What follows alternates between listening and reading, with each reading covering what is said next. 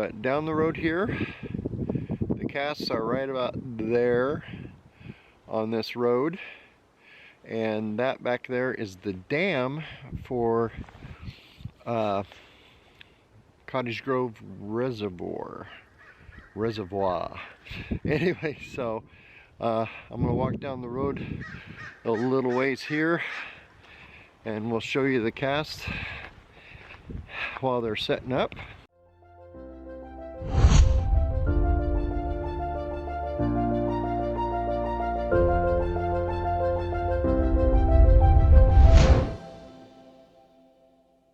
Hello Bigfoot enthusiasts, Scott here from Squatch America, and today we are talking about some footprints that were found near Cottage Grove Reservoir on February 24th, 2023. Now, if Cottage Grove Reservoir rings a bell to you, that's because there was a whole bunch of footprints found there in 2012. They were researched by Cliff Barackman himself. Now, we took our casts that we found there and sent them to Cliff to compare them with the casts that were found in 2012. So, 9 years apart, are they real? Or is this a hoaxer back for round number 2? This is the discussion we had with Cliff. Yeah, this one's a little bit more like that. Listen, they become more exaggerated than even this, like this diagonally diagonally positioned toe thing, where these four are more or less straight across the front. Like this is really more true to it, but even the fifth digit's a little suspicious. And but it didn't bother me too much when I first was looking into the London stuff. What did bother me though, and again, I really liked the London stuff for a long time, and I wish I would have had more time to spend with them. You know, it's my fault in a way for shooting from the hip a little bit too early, I think, in some ways, before I really got deep into them, for saying that they're right publicly like that. But I was incorrect, which is no big deal. That's what science is about. It's discovering that you are wrong about things and adjusting your hypothesis, you know? Right.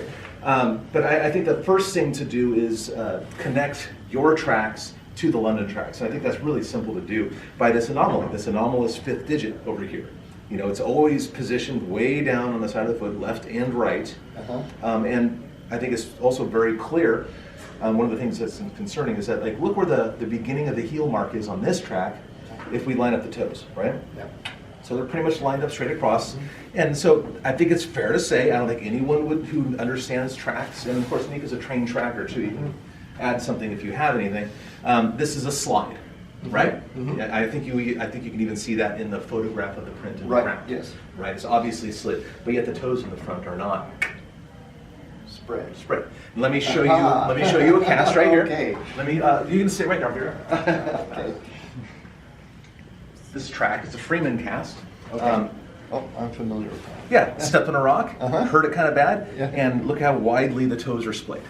And this particular print was into the ground like that. The toes almost acted like a break in a way. Yeah. And actually, this foot is only 13 inches or 14 inches long, but this track here, this cast here, is 18 inches long. So it slid into the ground as well. And we know that this foot is only 14 inches long because we have prints of the same animal standing still in a spring. So really beautiful prints that kind of give us a true shape of the foot. So this one's slid forward and the toes splayed dramatically. Right. Okay. And see how far that one went sideways. Oh yeah, yeah, and also see how the curve is here. Yeah. So that didn't bother me. That wasn't the worst thing in the world to see, although it did concern me that was in every single print.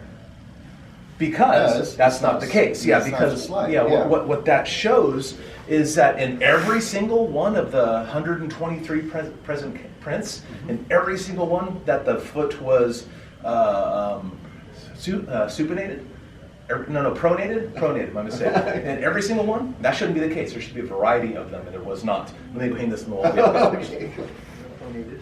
So the toes go at an angle like that down when the foot is pronated, but more straight across the front when it is supinated, like something like that. Yep. You just explained my feet to me, thank you. Yeah, well, it's just... They're ugly and they're horrible, so. So that's one of the first concerns here. Yeah. But just connecting these, I think it's clear that these, whatever made this too, okay? But now let's take a look at some of the shape here. What concerned me in the beginning is that this ridge, the pressure ridge, was always right behind the toes. Okay, it should be back here. In fact, I found none back there. I found none. And now, of course, these have no details at all. Right. But since I think it's reasonable to say that whatever made this made these, if we can show that these are not real, then those are not real. Right. Right? A equals B, B equals C, A Yeah. equals C. One of those things, transitive property. Well, first of all, when I borrowed those fake stompers, well, I mean, there's a guy who is related to the LB Trackway, the LB hoax. I called him up and said, hey, you were involved in this hoax. You don't happen to know anybody with fake stompers, do you? And he made me a pair. And I got to borrow them for 6 months or a year or something like that. And I ran around in the mud and took photographs of my prints and tracks and all that stuff, which I should have done years and years ago. Another mistake, you know.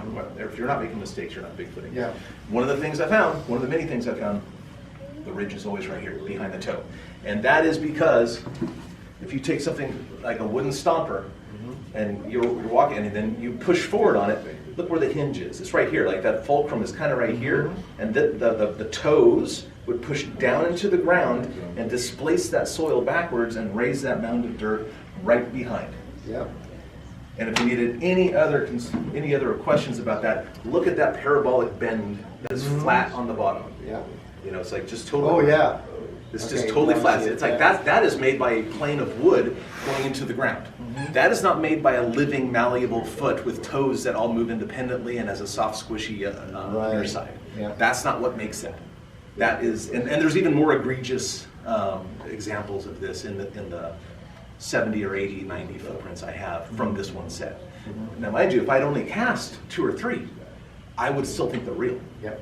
But since I did go the extra mile, arguably the extra 100 miles, I had plenty of data to kind of concern me, which is what it came down to. So what we have here is another example of that hoaxer poking his head out from underneath his rock. Right. Yeah, trying to muddy the waters. But I mean, just because they're not real doesn't mean they're not important. They are important because we need to keep track of the hoaxers just as much as we need to keep track of the real animals. Absolutely.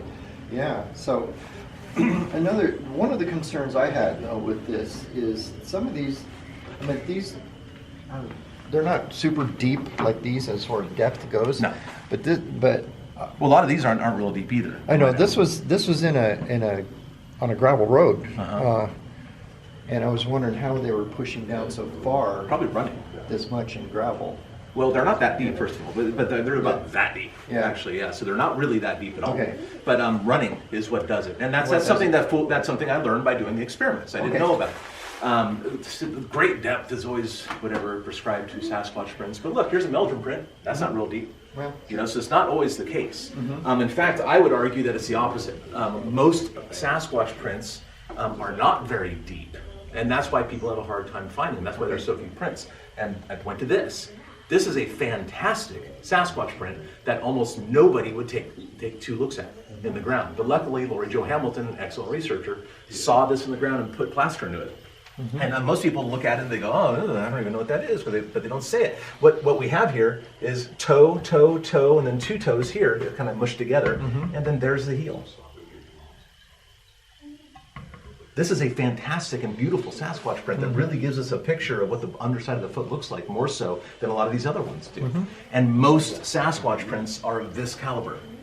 By far, Yeah. 99% of them. These deep ones and these beautiful other, well, I mean, I like the ugly ones personally, but like these guys, they're very, very rare, and it takes a very specific set of circumstances to create a deep print like that that's going to record toes. Most of them are like this, and most people walk right over them. And at case in point, in the first week of February, I cast 3 footprints at one of our research locations. I walked over all 3 and didn't see them until my walk out. You know, but they were there beforehand. Yeah. I just didn't see them. You know, even I, I'm not a great tracker. I'm not going to say I'm a great tracker. I'm a mediocre tracker. You know, Yeah. but even though I've kind of tried to tune my eyes to see these things, I missed them. Most people don't see them. You know, and depth. I'm sorry. Depth can be done by running. Because it's great force and you're basically jumping to jump, you're right. And running also puts a human straddle a minimal straddle. Humans stride a minimal straddle. So like that tightrope walk thing, which is way overblown in the Bigfoot community. They don't walk like that all the time. That's just not the case. There's always some sort of straddle. Usually, especially the snow prints, if they're directly in line, they're probably an animal hopping through the snow, almost always. I'm going to say almost always just because there's probably some circumstances where a Bigfoot would do that, but virtually always, I'll say that. There's always some sort of straddle, even if it's minimal. But that's also the case when humans run. And that's why the original London, and I didn't know that at the time. You know, I discovered that through my own experimentation. Again, I should have done this a long time earlier, long before, but I didn't do it. I didn't get fake stompers for the same reason that I didn't own a monkey suit. Right? That if I were to come up with a good piece of footage or some good tracks, people were going to point their finger and yell at me that I'm a hoaxer. And I didn't want to be accused of that, but I realized now that was a huge mistake. I should have done it long before. Yeah. But anyway, so there's that stuff too. And the deeper this is, the harder the push off. And I think this parabolic shape, the smooth, round contour here, says almost everything you need to know about it. And if that doesn't do anything, then this ridge. Nico, what did you want to add? I'm sorry to cut you off. No, you're fine. Also with the deepness in the gravel, that has to do with the fact that the wooden stompers were hard. It's kind of like a hoof versus a soft footprint, okay. right? Yeah, that makes sense. Hoof prints are generally always going to leave tracks, and basically what they're doing is making Sasquatch hooves when they put wooden stompers on. So that's why you've got the depth in the gravel versus the depth compared to the mud. And didn't I see your own footprints next to the tracks? Like when well, how far did yours sink in compared to theirs? Pretty close, but not Pretty quite close. as deep. But yeah, Because but you if I probably was weren't running, Yeah. exactly. They're also wearing shoes.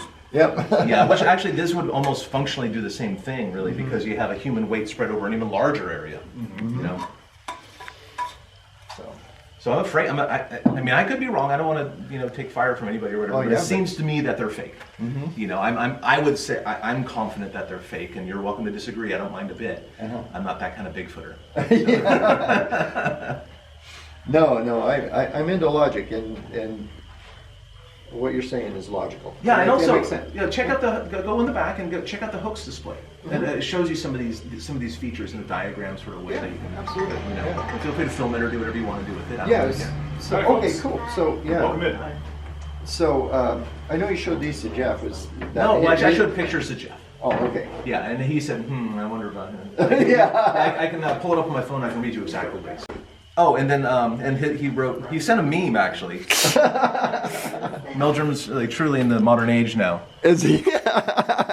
It seems questionable to me. Yeah, so he sent a meme back to me about that. Hilarious. Yeah, and then let's see. He said, seems questionable to me. I said, Scott and Hannah notified me their forecasts over there. Going to try to drive down and see them after work. And then he comments about how people were writing and talking about it. Maybe this precipitated that because it was been published right before that. Makes Maybe sense. that stirred up a little bit of interest. Yeah, and the guy goes, "Well, I'm going to try this again." Yeah. So. And I said, still looks, and I sent him that picture that you sent me, which is a really nice looking one. I don't mind it. Yeah. And then he says, still looks funky, especially the 4 foot topography. I think the 4 foot. Oh, the 4 foot. 4 foot. Yeah. Part of the topography. It looks oddly lumpy, and the base of the toes seems off, especially long for such a narrow breadth. And this is an interesting thing that came up too. This mound of dirt, it seams to have shifted some stuff because remember this is pushed up into the ground, right? This is upside down, so this is up. I see this in a lot of the footprint casts too. Like after, what this is kind of an analog of a mid-tarsal pressure disc. Yeah. Most people, Bigfooters know about the mid-tarsal pressure ridge. Here's a good example of that. Right, where there's a ridge of dirt. But in some cases, especially when the soil is a little bit moist like it is at the reservoir, what happens is that a whole section of soil moves back. And that's what this is right here. But this is what precipitated that. This is what made it for the pushing into the ground and displacing the soil backwards. Yeah, by as you can see, almost a 90-degree angle here. The ones that hoaxer guy made for me had nice rounded edges. And some of these have rounded edges too, as you can see by this is a little sharp here. But some of the other places in there, they're rather round. I'm amazed at just how good stompers are. I mean, Some of them are. Well, I think about stompers. I think about some, like really bad MDF. Yeah, most of them are. Most of them are. But I believe Yeah. whoever made the London tracks, and I would love to get the stompers for the museum. Like, like if you're watching out there, hoaxer, I'd love to have the stompers for the museum. No hard feelings at all. Like, you taught me a lot about real prints, oddly enough, ironically. But I'd love to get them in here. That'd be so cool to see. And whoever did it, in my opinion, knew a thing or two about Sasquatch prints. and about feet. And also the LB guys, the guys who hosted us at LB, they knew a lot. They were, we believe, we know one of the guys, but he said he didn't make the prints. But the other people who we suspect were like regulars on the Bigfoot forum. Well, the best way to learn anything is to learn what it's not. Exactly. Yeah, So- Moneymaker taught me that. Matt says it about footage, but I say it about footprints as well. Matt always said that to be an expert in real Sasquatch footage, you have to become an expert in fake Sasquatch footage. And the same is true about footprints. Yeah. But again, I was naive. I mean, I'm still naive in a lot of ways. Don't get me wrong. I'm a learner just like everybody else. But I should have been doing these experiments long before. I just didn't want to be accused of something that I didn't do. But now I realize, screw everybody. I'm not lying. I'm not cheating. I'm not hoaxing. Like they can, and by them pointing and yelling at me, it says more about them than it does me. A lot of time working on petroglyphs and petrographs, and that's what I did for my career. And we ran into a lot of petroglyphs that people found, and I'm like, no, that's not how they did it. It's and there's even graffiti on top of other petroglyphs that people's added to the stories. Oh, really? Not supposed. That's terrible. It is, and you get to learn how to recognize what's not. Yeah, Petroglyphs. This goes back to that thing. It's almost like with vocalizations. Well, it's not a coyote. It's not a cow. It's Right. not what else could it be? And you have a small pool of possibilities afterwards. Yeah. But you have to eliminate the possibilities before. Yep, So, exactly. yeah. Yeah. Well, there you go. Great. Yeah. So I and this one's actually yours. have- You can have this one. Okay, thank yeah, you. these are originals. I'll keep these, but Yeah. you can have that one as That's a awesome. because this does show a little bit of that. It It has a does. flat bottom of the thing here, And and also the- it's like, you know what else threw me off with these is that the toe differentiation. Like there's no horizontal toe splay, but there is depth differentiation. And I took that as a positive sign. But what I found out again is if you have a rounded front of something, not very round, of course, but as this comes in, humans push off the line of force. I don't know what to call it. Is the second digit, not the big toe, but the second digit. And so a lot of times when you're running, like that'll push down, which is why that's deeper and more pushed down than some of these other ones are, especially the outside, which is why the fifth digit didn't register in a lot of these, because all the force is in this zone right here. It's centered around there. But when it pushes down, it can do this sort of planar turn down there. Oh, okay. So as it pushes down, these will be of different depths because these were of different lengths pushing out. So you have to think three-dimensional here. So Right. each one of these going out this direction, a different depth. As the foot rolls and pushes off in the front digits, those will go to a different depth. Right. I learned that through the experimentation too. Oh, and that would actually differentiate where, like, if you got a stomper on the bottom of your foot, if it's strapped here and your ankle's here, as opposed to your ankle here, that'll change the Yeah, I guess it would. the fulcrum point. Yeah, I think it would. I think it would. Well, there you go. Good job documenting it. Okay, thanks. Yeah, we did our best. Actually, they called us, and it was the day before I could get there, and I asked them to cover it up because it had been raining. And the first set of pictures I sent you was before the rain, or the, I don't know which direct, the drier ones where it started raining. That's why I got them cast as quick as possible, because by the end of the day it was raining sideways, and then it started snowing. So I wanted to get them before they got swamped. I also have a footprint photograph. See, London stuff was in February of 2012. I have something from the previous October that is almost certainly the same foot. Yeah, from the same general area. And I wrote to them and said, hey, can you tell me a little bit more about where this was and tell me about that? And they never got back to me. But look, right in the middle of a big soft pile, that was a plant, They planted that. In fact, I'll write that person's name down, and then you can search in your files. Okay, to see I if, will.